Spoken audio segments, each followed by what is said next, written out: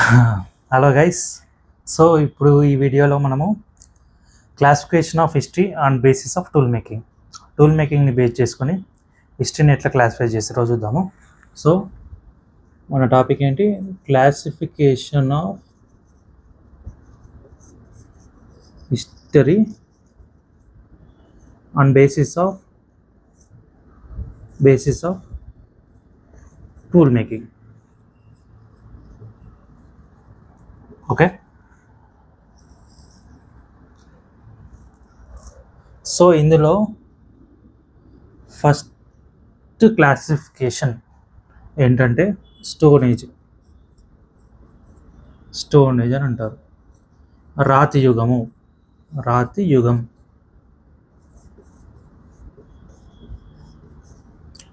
రెండవది ఏంటంటే metal age. ఓకేనా? సో మళ్ళీ దీన్ని స్టోన్ ఏజ్ అని ఎందుకు అంటున్నామంటే, ఈ కాలంలో స్టోన్ ఏజ్ కాలంలో రాతిని పనిముట్లుగా వాడేవారు, అంటే రాతిని ఉపయోగించి పనిముట్లు తయారు చేసేవారు. ఓకేనా? మళ్ళీ దీంట్లో 3 డివిజన్స్ ఉన్నాయి. ఈ స్టోన్ ఏజ్లోనే మళ్ళీ 3 డివిజన్లు. మొదటిది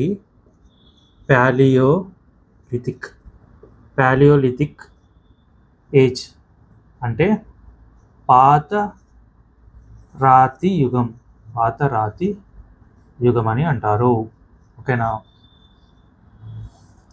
ఇది 1.4 మిలియన్ బీసీ నుంచి 10,000 బీసీ వరకు జరిగిందండి. ఈ ప్యాలియోలిథిక్ ఏజ్ అనేది 1.4 మిలియన్ బీసీ నుంచి 10,000 బీసీ వరకు జరిగింది. ఓకే, నెక్స్ట్ ఈ స్టోన్ ఏజ్లో రెండో క్లాసిఫికేషన్ ఏంటంటే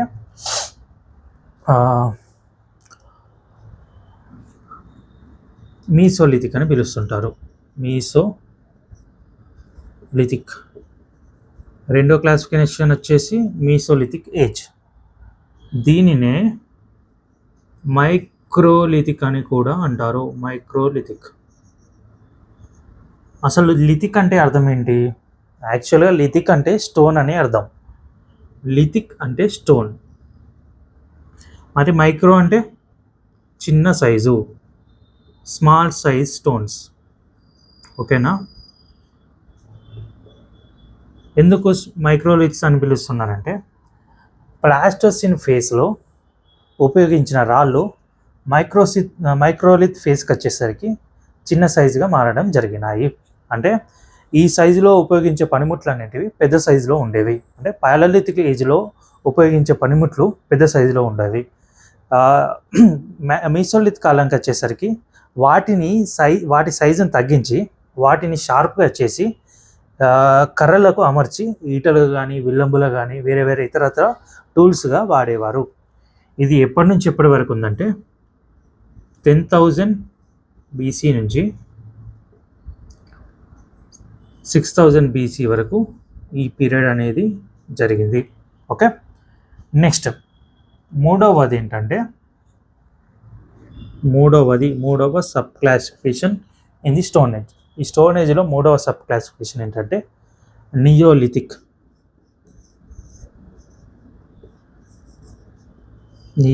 ఏజ్. నియో అంటే కొత్తది, నూతన రాతి యుగం. సో ఈ మూడింట్లో కల్లా నూతనమైనది కాబట్టి నూతన రాతి యుగం అని పిలుస్తున్నాము. ఓకేనా? ఇది ఎప్పటి నుంచి ఎప్పటి వరకు జరిగిందంటే 6,000 బీసీ నుంచి 3,000 బీసీ వరకు ఈ పీరియడ్ అనేది జరిగింది. ఓకేనా? సో ఇదండి స్టోన్ ఏజ్ అంటే. స్టోన్ ఏజ్ని 3 సబ్ క్లాసిఫికేషన్స్గా డివైడ్ చేయడం జరిగింది. మొదటి క్లాసిఫికేషన్ వచ్చేసి ప్యాలియోలిథిక్ ఏజ్ అంటే పాత రాతి యుగము. ఈ మూడింట్లో కల్లా ప్యాలియోలిథిక్ అనేది పాతది కాబట్టి పాత రాతి యుగం అని పిలుస్తున్నాము. రెండవది మీసోలిథిక్ ఏజ్. మీసోలిథిక్ అంటే మైక్రోలిథిక్ అని అర్థం. మైక్రోలిథిక్ అంటే చిన్న సైజు రాళ్ళు అని ఎందుకు అంటున్నామంటే, పాలియోలిథిక్ ఏజ్లో ఉపయోగించిన టూల్స్ అనేవి పెద్ద సైజుగా ఉండేవి. వేరైస్ మీసోలిథిక్ వచ్చేసరికి వాటి సైజ్ అనేది తగ్గడం జరిగింది. అందుకని వీటిని మైక్రోలిథిక్ ఏజ్ అని అంటున్నాము. నెక్స్ట్ నియోలిథిక్ ఏజ్ అంటే నూతన రాజయుగం. ఈ మూడింట్లో కల్లా నూతనమైనది కాబట్టి నూతన రాజయుగం అని పిలుస్తున్నాము. నెక్స్ట్ మెటల్ ఏజ్ గురించి చూద్దాము. సో ఈ పీరియడ్లో ఏంటంటే మనిషి మెటల్ని కనుగొనడం జరిగింది. ఎప్పుడైతే మెటల్ని కనుగొన్నాడో ఆ టైం నుంచి మనిషి ఆ మెటల్ని టూల్స్గా వినియోగించడం జరిగింది. టూల్స్ని తయారు చేయడానికి మెటల్ని వాడడం జరిగింది. సో ఈ పీరియడ్ని 3 డివిజన్స్గా డివైడ్ చేయడం జరిగింది. ఫస్ట్ డివిజన్ వచ్చేసి చాల్కోలిథిక్ అంటారు. Chalcolithic age. రెండవది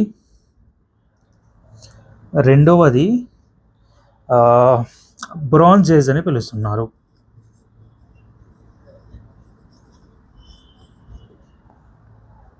మూడవది ఐరన్ ఏజ్ అని అంటారు.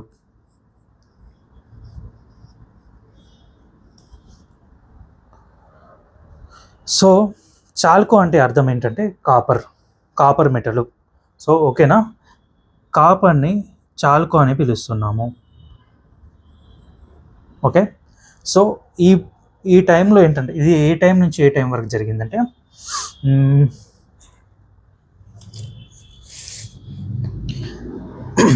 3000 BC నుంచి 1500 BC వరకు జరిగింది చాల్కోలిథిక్ అనేది. ఓకేనా,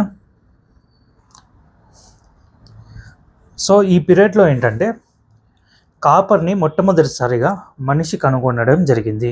ఎప్పుడైతే మనిషి కాపర్ని కనుగొన్నాడో ఆ కాపర్ని టూల్స్గా తయారు చేసి వినియోగించారు. సో ఈ పీరియడ్లో కాపర్ని మొట్టమొదటిసారిగా కనుగొన్నాడు, దానిని టూల్స్గా వినియోగించాడు. ఓకేనా, అందుకని దీన్ని చాల్కోలిథిక్ అని అంటున్నాము. మరి లిథిక్ అంటే స్టోన్.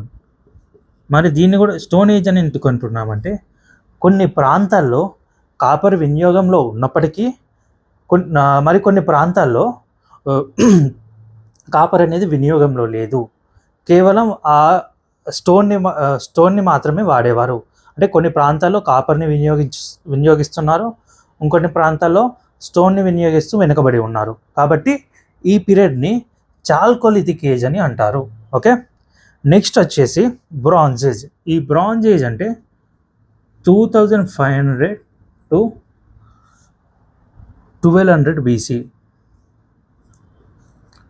సో మీకు ఇక్కడ డౌట్ రావచ్చు ఏంటంటే ఈ చాల్కోలిథిక్ వచ్చేసి 1500 BCకి ఎండ్ అయింది కదా, మరి బ్రోంజ్ ఏజ్ 2500 BCకి ఎట్లా స్టార్ట్ అయితే సార్ అని మీకు డౌట్ రావచ్చు.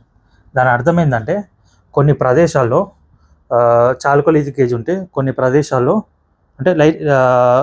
అంటే ఒకే సమయంలో కొన్ని ప్రదేశాల్లో చాల్కోలిథిక్ ఉంటే కొన్ని ప్రదేశాల్లో బ్రాంజ్ ఏజ్ ఉన్నట్టు. ఓకేనా, రెండు ఎగ్జిస్ట్ అయ్యాయి. కాబట్టి దీని అర్థం అంటే జనరల్గా ఏజెస్ అంటే ఒకదాని తర్వాత ఒకటి వచ్చినట్టు కాదు, కొన్నిసార్లు కొన్ని ఎగ్జిస్ట్ అవుతాయి. ఓకేనా, సో మరి బ్రాంజ్ అంటే ఏంటి? బ్రాంజ్ అంటే ఇది ఒక మిశ్రమ లోహం. ఇది ఎట్లా తయారైందంటే కాపర్ని టిన్ని కలిపితే, కాపర్ ప్లస్ టిన్ కలిపితే మనకు ఒక కొత్త మిశ్రమ లోహం వస్తుంది. దాన్నే బ్రాంజ్ అని పిలుస్తున్నాము. సో ఈ బ్రాంజ్ అనేది కాపర్ కన్నా స్ట్రాంగ్గా ఉంటుంది మరియు మంచి ప్రాపర్టీస్ ఉంటాయి. కాబట్టి ఈ పీరియడ్లో బ్రాంజ్ అనేది విస్తృతంగా వినియోగించడం జరిగింది. Okay, next iron age.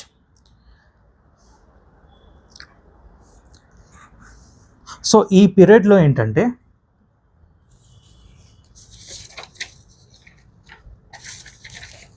Iron age వచ్చేసి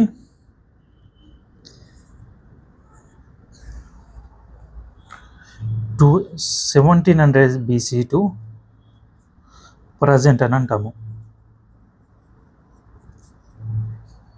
ఓకేనా, ఐరన్ ఏజ్ అంటే ఈ పీరియడ్లో మనిషి ఐరన్ని కనుగొనడం జరిగింది. సో ఐరన్ అనేది కాపర్ కన్నా బ్రాంజ్ కన్నా సుపీరియర్ మెటల్, క్వాలిటీలో నెంబర్ 1. ఈ మూడింట్లో ఐరన్ అనేది క్వాలిటీలో నెంబర్ 1 మరియు it is the hardest and strongest. కాబట్టి ఈ పీరియడ్లో ఐరన్ అనేది విస్తృతంగా జరిగింది. ఓకేనా, ఐరన్ వినియోగం అనేది విస్తృతంగా జరిగింది. సో ఇదండి డివిజన్స్. సో స్టోనేజ్లో 3 సబ్ డివిజన్స్ ఉన్నాయి: Palaeolithic age, Mesolithic age, neolithic age. Palaeolithic age అంటే పాతరాతి యుగం. ఇది 1.4 మిలియన్ బీసీ నుంచి 10,000 బీసీ వరకు ఉంటుంది. నెక్స్ట్ రెండవది మీసోలిథిక్ ఏజ్ అంటారు. మీసోలిథిక్ ఏజ్ అంటే ఈ పీరియడ్లో ఏంటంటే సైజ్ ఆఫ్ ది స్టోన్ అనేది డిక్రీజ్ అవ్వడం వల్ల దీన్ని మైక్రోలిథిక్ ఏజ్ అని కూడా పిలుస్తున్నారు. మూడవది నియోలిథిక్. ఈ మూడింట్లో కల్లా కొత్తది కాబట్టి నియోలిథిక్ అని పిలుస్తున్నాము. ఈ 3 స్టోన్ ఏజ్ తర్వాత మనకు మెటల్ ఏజ్ స్టార్ట్ అయింది. మెటల్ ఏజ్లో మళ్ళీ 3 ఫేజెస్ ఉన్నాయి. ఫస్ట్ ఫేజ్ వచ్చేసి చాల్కోలిథిక్ ఏజ్. చాల్కోలిథిక్ అంటే చాల్కో అంటే కాపర్. కొన్ని ప్రదేశాల్లో కాపర్ యుగం ఉంటే కొన్ని ప్రదేశాల్లో స్టోన్ని వినియోగిస్తున్నారు. సో దీని పీరియడ్ వచ్చేసి 3000 బీసీ నుంచి 1500 బీసీ వరకు ఉంది. నెక్స్ట్ బ్రాంజ్ ఏజ్ ఉంటుంది. నెక్స్ట్ కాపర్ తర్వాత బ్రాంజ్. కాపర్కి టిన్ యాడ్ చేస్తే మనకు కొత్త మిశ్రమ లోహం వస్తుంది, దాన్నే బ్రాంజ్ అంటారు. సో బ్రాంజ్ అనేది కాపర్ కన్నా సుపీరియర్ మెటీరియల్ కాబట్టి బ్రాంజ్ని వినియోగంలోకి తీసుకున్నాము. నెక్స్ట్ ఐరన్ ఏజ్ వచ్చేసి 1700 బీసీ నుంచి ప్రజెంట్ ఇప్పటి వరకు వినియోగంలో ఉన్నట్టు. ఓకేనా.